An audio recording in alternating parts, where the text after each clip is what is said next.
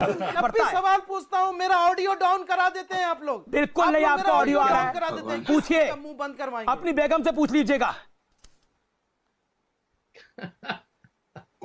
भाई हम तो आपको ऑडियो डाउन नहीं करा, पूछ लेंगे और सरकार की बेगम से भी पूछ लेंगे। ठीक है,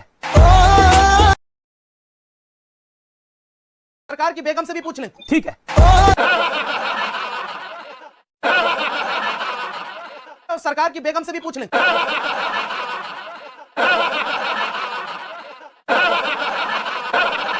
नो माय डियर फ्रेंड, मैं तुम्हें भड़वा कहता हूं, दलाल कहता हूं, और बताओ। मर्यादा रखिए, थोड़ी मर्यादा रखिए। नो माय डियर फ्रेंड, मैं तुम्हें भड़वा कहता हूं, दलाल कहता हूं, और बताओ। मर्यादा रखिए, थोड़ी मर्यादा रखिए। नो माय डियर फ्रेंड, मैं तुम्हें भड़वा कहता हूं, दलाल कहता हूं, और बताओ। मर्यादा रखिए, थोड़ी मर्यादा रखिए।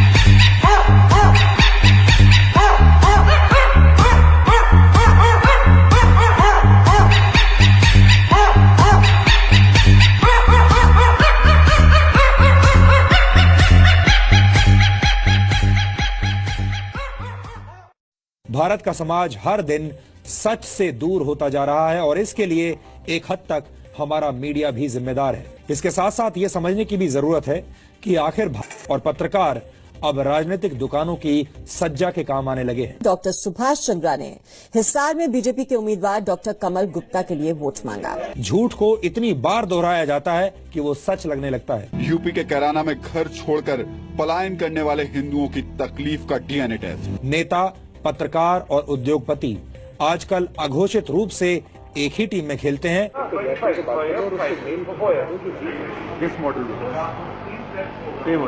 और मीडिया का एक बड़ा हिस्सा इस झूठ को सच बनाने में अपना पूरा योगदान देता है।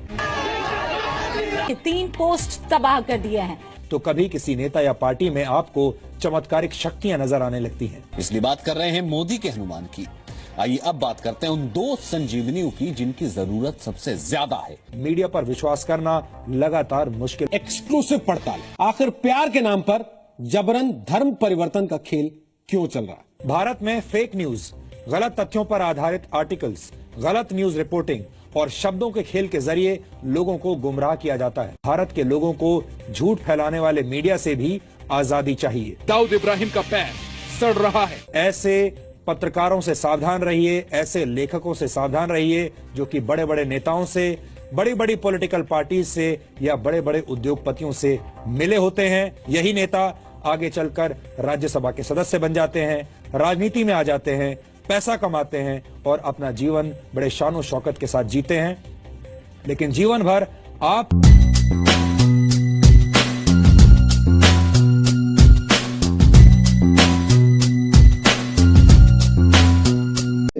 आप फकीरों की तरह रहते हैं। आप फकीर अपने आप को बताते हैं। आपको अपने लिए कुछ नहीं चाहिए। एक फकीरी है आपके स्वभाव में। ये कहां से आई? क्या आप हमेशा से ऐसे ही थे या धीरे धीरे धीरे धीरे फकीरी आती चली गई? अरे हम तो फकीर आदमी हैं, झोला लेके चल पड़ेंगे जी।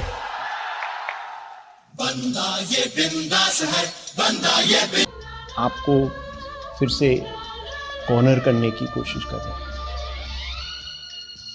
प्रधानमंत्री जी, आपने 2014 में एक नारा दिया था। उसमें आपने कहा था कि आप इस देश को कांग्रेस मुक्त भारत बनाएंगे। तो क्या ये कांग्रेस मुक्त भारत आपका साकार हो रहा है?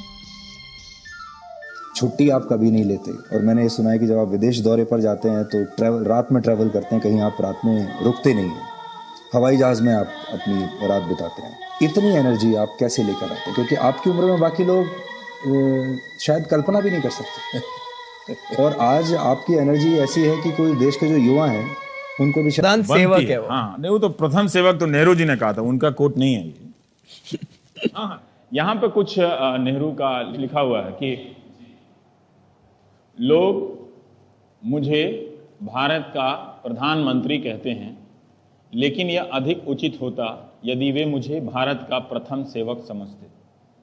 ऐसी कोई बात आजकल तो नहीं कर रहा है।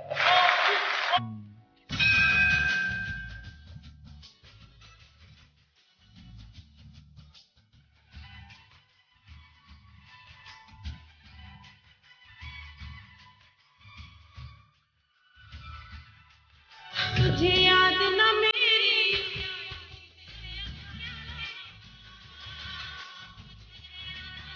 लौड़ा का सरकार है। ये बिक गई है गवर्नमेंट, अब गवर्नमेंट में कुछ नहीं है। ये बहनचोद सारे मिलके हमको पागल बना रहे हैं, मादर चौथ के बच्चे इतने गांड फटी के ये बड़वे। आप क्रोनोलॉजी समझ लीजिए। झूठ बोलो, बार बार झूठ बोलो, जो भी बोल सकते हैं सब झूठ बोलो, जहां भी बोल सकते हैं झूठ बोलो, जितनी बार बोल सकते हैं झूठ बोलो। हम करें तो करें क्या, बोले तो बोले क्या। वाह मोदी जी वाह वाह। सवाल का जवाब आता है, उस किस्म का सवाल कर मुझसे।